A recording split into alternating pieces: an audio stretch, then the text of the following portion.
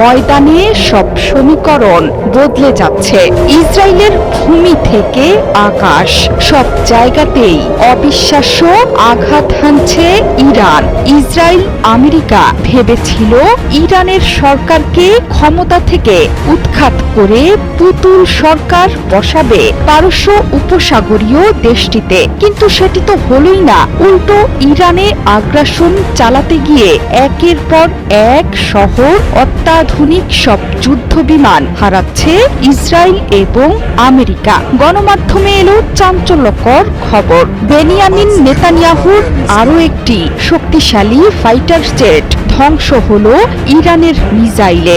Islamic revolutionary guards core আইআরজিসির ইস্পাত কঠিন পদক্ষেপে আমেরিকা হারালো তাদের নির্মিত শক্তিশালী F-16 যুদ্ধ বিমান। মধ্য ইরানের আকাশে সফলভাবে তৃতীয়বারের মতো ইসরায়েলি যুদ্ধ বিমানকে প্রতিহত করেছে ইরানের বিপ্লবী গার্ড বাহিনী।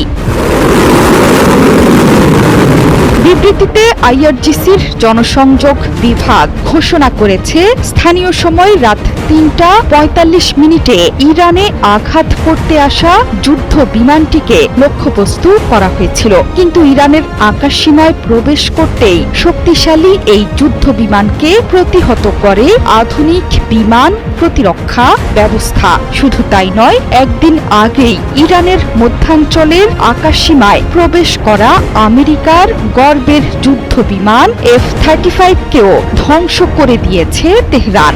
জানা গেছে এই যুদ্ধ বিমানটি আর কোনো কাজেই আসবে না বাহিনীর। যুদ্ধ বিমানটি খুব খারাপভাবে বিকল হয়ে পড়েছে, এর সাথে আহত হয়েছেন পাইলট।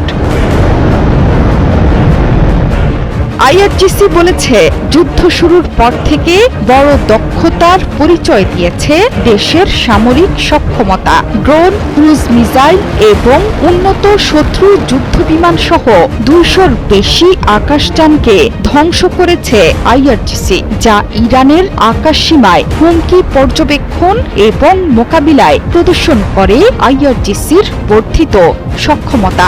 ইসরায়েলি F-16 যুদ্ধ বিমান প্রতিহতের ব্যাপারটিও ইরানের ক্রমবর্ধমান সামরিক শক্তি এবং বিদেশি অনুপ্রবেশের বিরুদ্ধে নিজেদের আকাশসীমা রক্ষার শক্ত প্রতিরক্ষা ব্যবস্থার প্রতিফলন।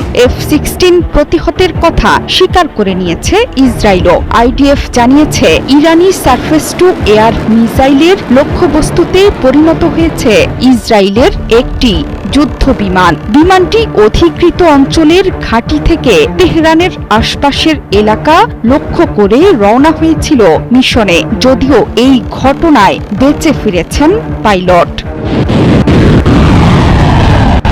ইসরায়েলের পরমাণু কেন্দ্রস্থলের শহর ডিমোনা এবং আরাদে রাতভর মিসাইল আর ড্রোন হামলা চালিয়েছে ইরান। এরপর দুটো অঞ্চলই পুরো দস্তুর ধ্বংসের নগরীতে রূপ নিয়েছে। সেখানে আহত হয়েছেন শতাধিক ইসরায়েলি। এই দুটো শহর বাদেও ইসরায়েলের অন্যান্য শহর প্রতিনিয়ত মিসাইল আর ড্রোনের হামলায় ক্ষত বিক্ষত হচ্ছে। মধ্যপ্রাচ্যেও তাণ্ডব চলছে ইরানি ড্রোন আর মিসাইলের। সৌদি আরব, কাতার, সংযুক্ত আরব আমিরাতে হামলার তীব্রতা বেড়েছে বহুগুণে। পুরো মধ্যপ্রাচ্যের মার্কিন এবং জ্বালানি স্থাপনা পুড়ে ছারখার হয়ে গেছে ইরানি ড্রোন আর মিসাইলের তাণ্ডবে।